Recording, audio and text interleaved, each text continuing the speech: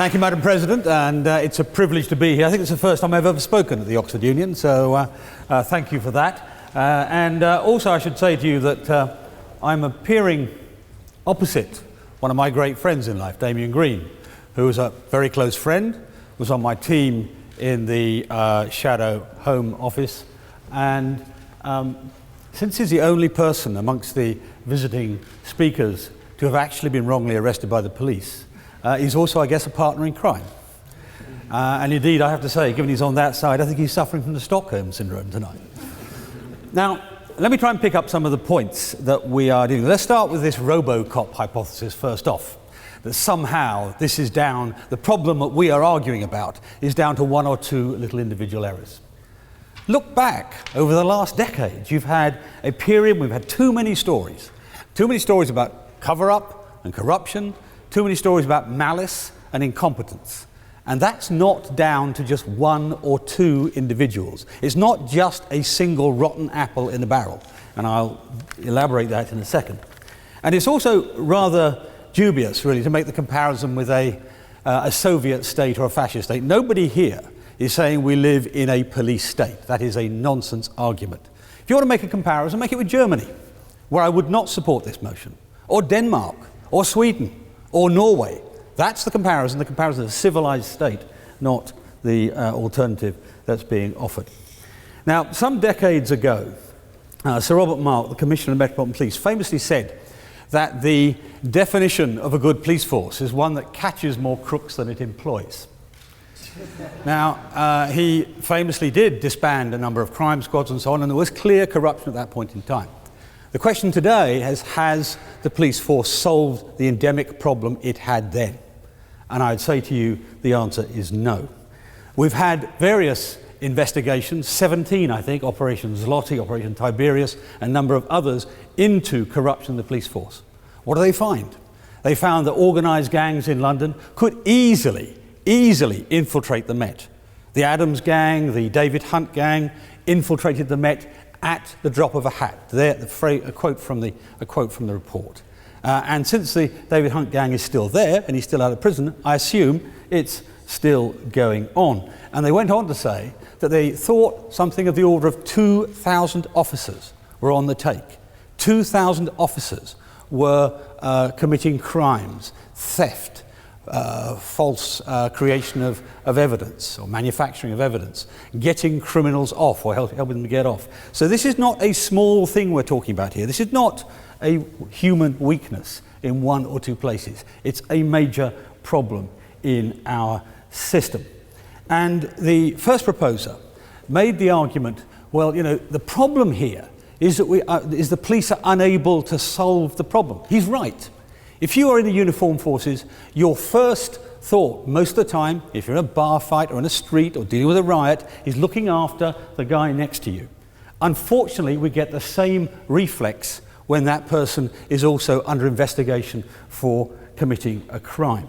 And so, for example, in Hillsborough, and Hillsborough is still relevant, sir, it's still relevant today because it is such a disgrace.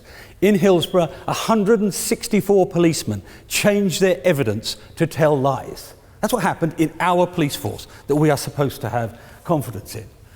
In another event, the Stephen Lawrence one, and again, the spokeswoman from the floor was absolutely right. Stephen Lawrence is still relevant today. It was a shame on our nation.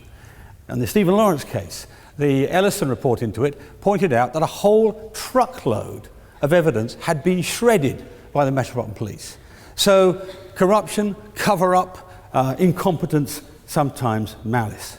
But beyond even that, beyond destroying evidence, how do our police force react when they either get it wrong or they do something which they're ashamed of?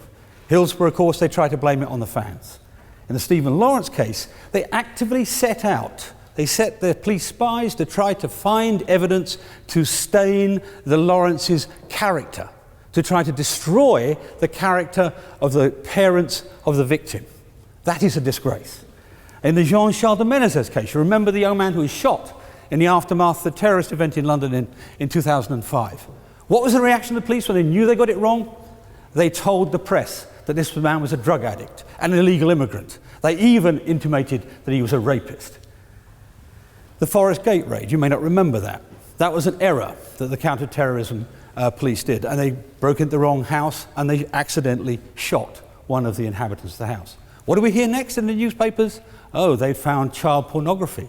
They'd found money under the bed. All of these things turned out to be wrong, lies, simply put up to protect the reputation of the police at the cost of the victim. At the cost of the victim. Ian Tomlinson, the man killed in the G20 demonstration. First, they tried to claim that he was, I think, drunk. Then they tried to claim that the demonstrators caused the problem by throwing bottles. Everything the officer involved said on oath was a lie.